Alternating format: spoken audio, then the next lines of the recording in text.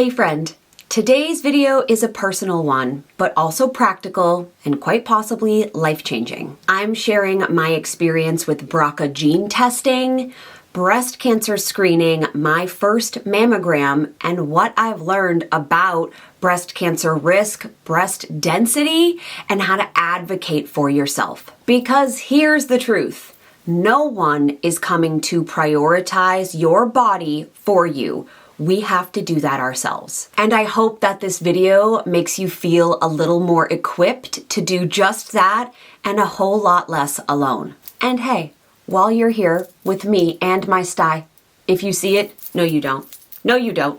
Be sure to hit subscribe for all bariatric health related content, weight loss surgery, post-op life, mindset, and also the sprinkle of magic with Disney travel, mamahood, and more. I feel like this particular video, in continuance with the part one, is going deeper into the holistic aspects of health after surgery. Let's rewind, shall we?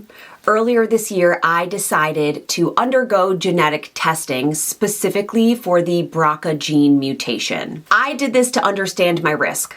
I did this to take my health more seriously, and I did this for my daughter so she could watch her mom take proactive care of her body and her future. I didn't go into this expecting to find anything. And for those of you who did not see the first video, which I will make sure is linked here and in the description box below, my genetic testing results came back negative for both the BRCA1 and the BRCA2 mutation. So why am I still talking about this? Because I didn't just stop with the test. I wanted to see the big picture of how all of this connects with the breast health screening, the hormones at play, cancer risks in general. So I spent 6 hours of my summer learning all about breast health and menopause. I learned how to read a mammogram. Cue Dr. Chelsea. I learned how to interpret BI-RADS. And through these course hours, I dove into the why behind the screenings and the effectiveness of mammography. And let me just say this, no one hands you this knowledge or this information unless you seek it out, which may be what you're doing right now. No one is just going to tell you, oh, let me teach you how to go through your chart. Unless you are a medical professional and you're taught how to do that, the laymen's of the rest of the world, are just very much left to use Google to rely on your doctor's interpretations, ChatGPT. So I feel like I was given an inside scoop and I'm gonna pass that on to you today. I don't want you to feel like you just need to nod along in your doctor's office and not understand what's happening in your own body. But then I had this opportunity to learn, and it made me feel powerful, like I was taking control over my own healthcare.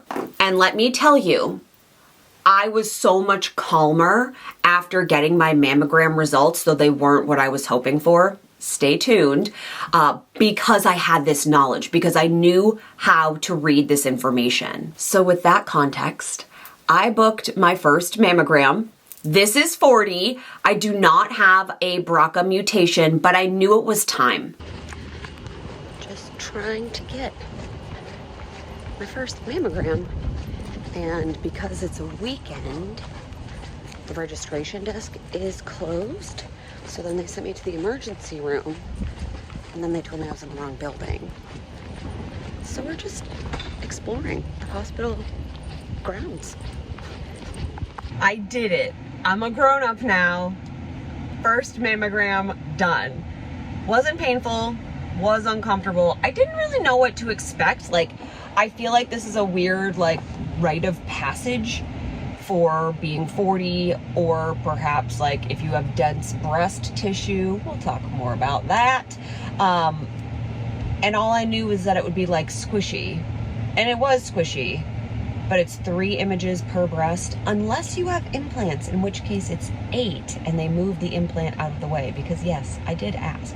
And it's just more awkward, it's awkward angles for you to be smushed up against this piece of plastic, like your face is smushed up against it.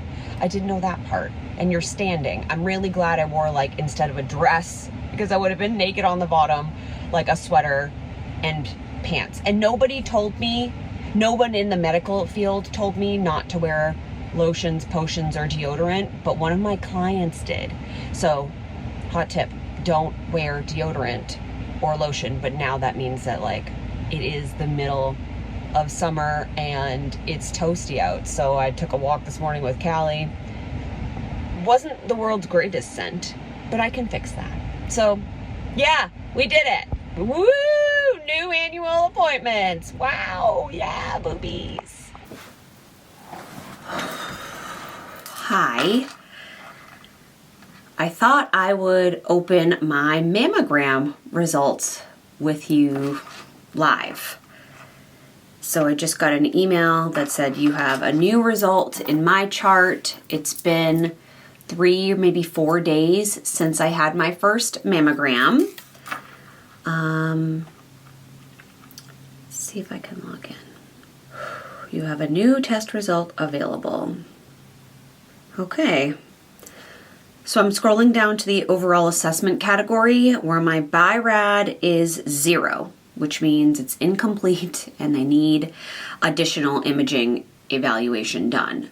I was warned not only through the class or the course I was taking, but by every woman who was open enough with me to talk about their experience having a mammogram, that the first time usually means you need to be called back. So that's what's happening. I'm interested in my density. C. The breasts are heterogeneously dense, which may obscure small masses, which probably is the reason for the BI-RADS being 0. But it does say here there are suspected calcifications needing additional imaging evaluation in my right breast and asymmetry in my left. So it says that I will need additional imaging, and then optionally it recommends that an ultrasound be performed only if needed. Now I was scheduled as a part of my BRCA testing to have a mammogram, let's say like every year obviously, but then in between that have an ultrasound done anyway. So I may just be getting the ultrasound earlier rather than later, but I will keep you posted. Obviously not the result I wanted to get, to have to go back and seeing the word calcification. It's a little bit jarring.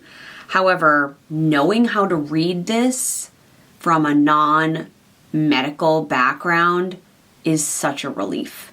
So I'm so grateful for my new knowledge, and that's why I want to share it with you. So stay tuned. Unfortunately, and almost as predicted, my results came back with a BI-RADS 0, which means that there's more imaging to be had. So now I'm going in for re-imaging and an ultrasound that hasn't happened yet at the time of filming this video. And yeah, it's a little bit scary. I'm not going to pretend that just because I have this data that it's not scary. Words like calcification don't really inspire excitement, but I'm feeling as prepared as I can be, and you can bet that I'll be back with an update. So here's the thing. Here's how I'm looking at this. This isn't happening to me. This is happening for me because I showed up, because I said my health matters. And that all started with weight loss surgery. I'm not waiting for something to go wrong. I am building out a future where it all goes right because I have the knowledge. Here's what I want you to learn today. Here is what I think every human who gets a mammogram should know. Let me take out my notes from class. Women, people with dense breast tissue are more likely to get false negatives through a mammogram. If this is you, you can request an ultrasound or 3D imaging on top of the mammogram. I learned in this class that 50% of women fall into breast density categories C or D, which means 50% of people with breasts have dense breast tissue. The breast density range goes A, B, C, D. A and B, not dense. C and D, dense. So on your mammogram, when you're reading it down at the bottom, it will say in your My Chart or whatever platform you use, because you'll also get a letter, it will say breast density. And if you see a C or a D, it means you fall into that 50%. Now, the reason dense breast tissue makes it hard to read a mammogram is because mammograms are conducted in the contrast of black and white. The color white on a mammogram typically represents calcification and or cancer risk, but breast tissue that is also dense shows up as white too. So it's really hard to figure out what is the dense tissue versus what's potentially cancer. Cancer would look white, just like dense breast tissue. I am a C for density, and I didn't think I would be because fat tissue tends to show up as black. So I thought, well, I've lost this much weight, I breastfed, I sure am gonna fall into like the A or the B. No, I am a C, just like 50% of women. So if you have dense breasts, if you've been told that, if you can pull up imaging from your last mammogram, or if you're going into a mammogram and you're worried about that, sometimes you need to go back for that second mammogram like I do, simply because the images weren't enough to see what was white tissue and what was white not. Number 2 is knowing your BI-RADS score. BI-RADS range from 0 to 6. 0 doesn't mean something is wrong. Like on mine, it just means that re-imaging is necessary. And that's not necessarily a bad thing. On this range of 1 to 6, the 1 is essentially a 0% chance of any type of calcification or cancer. A 2 is like there's potentially something there, but we know it's benign. A 3 gets into probably benign, but you will need a 6-month follow-up. And then 4 through 6 are when things start to give you information that you probably don't want. And it breaks down into like 4A, 4B, 4C. 4 is suspicious, where 4A is like, this is low risk and suspicious, where a 4C is like, this looks malignant and I'm suspicious. 4 is when you start to experience a biopsy. 5 and 6 are definitely something's there. 5 is going to be malignant. 6 is like a yikes. I'm not telling you that to scare you. I want you to have the information so when you get that first My Chart notification and you can read it yourself, yes, obviously you're going to follow up with a medical professional, but it gives you that baseline so that you don't have to Google things in fear. Number 3 here is advocacy. You deserve clear answers. Don't be afraid to ask questions. You could even, prior to the conversation with your doctor, use ChatGPT to provide a list of suggested questions that you can ask so you don't have to feel the pressure of coming up with them off the top of your head or in the moment. Request your imaging. Ask your doctor, what are you seeing? What does this mean? Break this down for me like I have no medical background, because likely you don't. I don't either. I learned so much in this class, not only about breast health, breast density, perimenopause, but also supplements to help. So if you want a video, an updated video, right now I'm doing some testing and trying on the supplements I'm taking, not just for weight loss surgery, but for things like breast health and preventing some serious perimenopause, menopausal symptoms. Let me know in the comments. This entire journey, from getting BRCA tested, to having my first mammogram, to taking this breast health course, has reminded me that no one cares more about my body than I do. Which is such a non-scale victory to say out loud. Because 6 years ago, I didn't care about my body. I cared about living. I cared about my overall health longevity, which is one of the reasons that led me to VSG. But I didn't care about my body, and now I do, and that's not selfish. Now, my love, it is so easy to put all of this off. You're busy. You feel great. You're young, but I want to lovingly and supportively challenge you to book the health appointment that you've been putting off, whether it's related to mammograms or not. And if it is about your breast health, get the dang mammogram. Get it. Ask about genetic testing.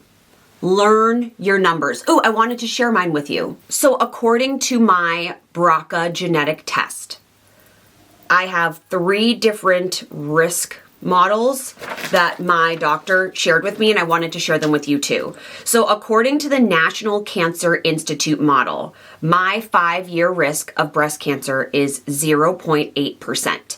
The national average in America is 0.6% according to this model.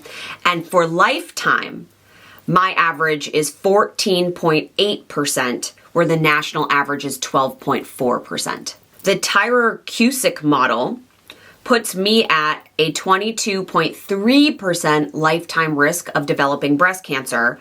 High risk, according to this model, which is a bit more conservative, is 12.4%.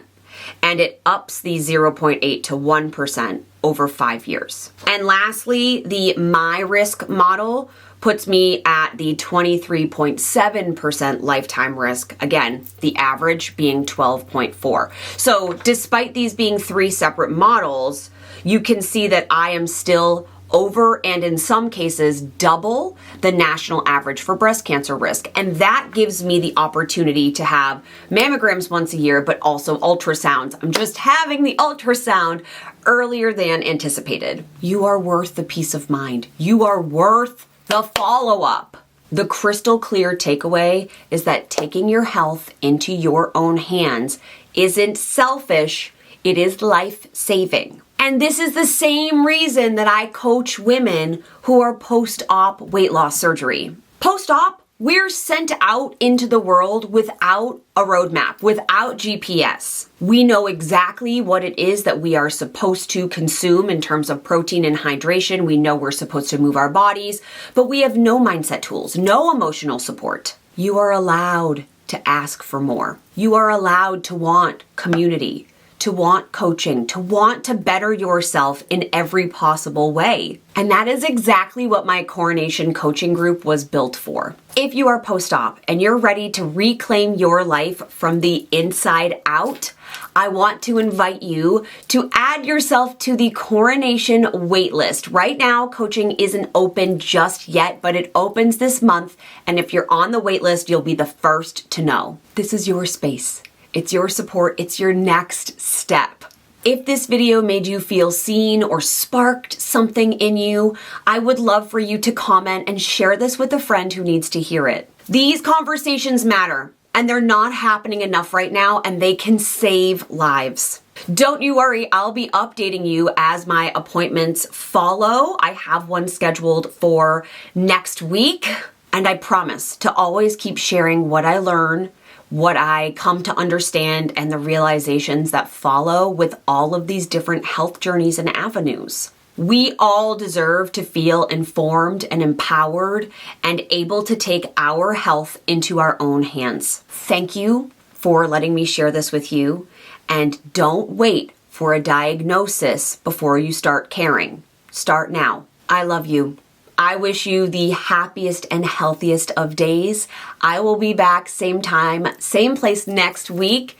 Make sure to hop onto the coronation waitlist. The link is in the description box below. Goodbye, my bariatric warrior friend.